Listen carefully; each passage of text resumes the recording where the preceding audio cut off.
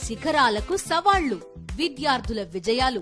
పూర్తి వివరాలకు చదవండి రేపటి సాక్షి దినపత్రిక. తిరుమల శ్రీవారి మహాప్రసాదమైన లడ్డూపై సీఎం చంద్రబాబు చేసిన అనుచిత వ్యాఖ్యలపై టీటీడీ బోర్డు మాజీ చైర్మన్ భూమన కరుణాకర్ రెడ్డి ఆగ్రహం వ్యక్తం చేశారు. శ్రీవారి లడ్డూపై అపవిత్రమైన వ్యాఖ్యలు చేసిన వారికి కొంచెమైనా సిగ్గుండాలన్నారు.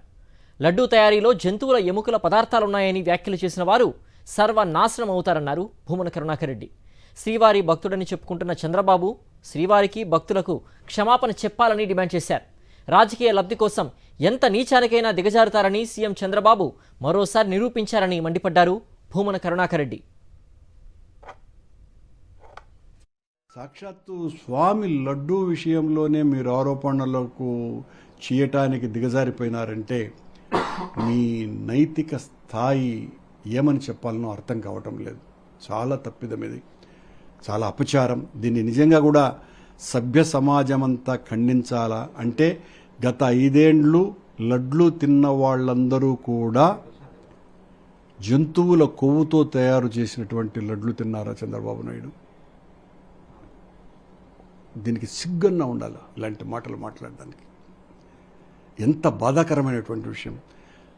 అలాంటి పనికి ఎవరైనా ఉపక్రమిస్తే క్షమించేటువంటి గుణం హిందూ సమాజానికే లేదు. మీరు చేసినటువంటి ఆరోపణ నిజమైతే సాక్షాత్తు స్వయంభూ అయినటువంటి శ్రీ మహావిష్ణువు ఆ చేసినటువంటి వాళ్లను సర్వనాశనం చేస్తాడు. ఒకవేళ మీరు చేసినటువంటి ఆరోపణ అబద్ధం కాబట్టి, ఎందువల్లంటే మీరు రాజకీయ దురుద్దేశంతోనే ఈ ఆరోపణ చేశారు కాబట్టి, ఈ ఆరోపణ చేసినటువంటి మిమ్మల్ని కూడా స్వామి భక్తుడని చెప్పుకుంటున్నటువంటి మిమ్మల్ని మీ కుటుంబాన్ని కూడా స్వామి ఖచ్చితంగా చర్య తీసుకుంటాడు. ఇంతకంటే చెప్పాల్సినటువంటి అవసరం లేదు. చంద్రబాబు నాయుడు గారు గతంలో మేము అధికారంలో ఉన్నప్పుడు వెంకటేశ్వర స్వామిని వాడుకుంటే మనకు ఓట్లు ఎక్కువ వస్తాయి అన్నటువంటి ఆలోచనతోటి ఆయన ఇష్టం వచ్చినట్టుగా పెట్టరేగిపోయి కొండ మీదంతా అపచారమే జరుగుతుంది, అనాచారమే జరుగుతుంది, అంతా అన్యాయము, మోసము, దౌర్జన్యమే జరుగుతోంది అని తద్వారా ఓట్లు పొందినాడు ఆయన. అలాంటి నీచమైనటువంటి కార్యక్రమాలు చేయటం, ఇంత ఆరోపణ చేసినటువంటి మీలాంటి వాళ్ళు చేయగలరే తప్ప భగవంతుని పట్ల భయభక్తులు ఉన్నటువంటి వాళ్ళు ఎవ్వరూ చేయలేరు.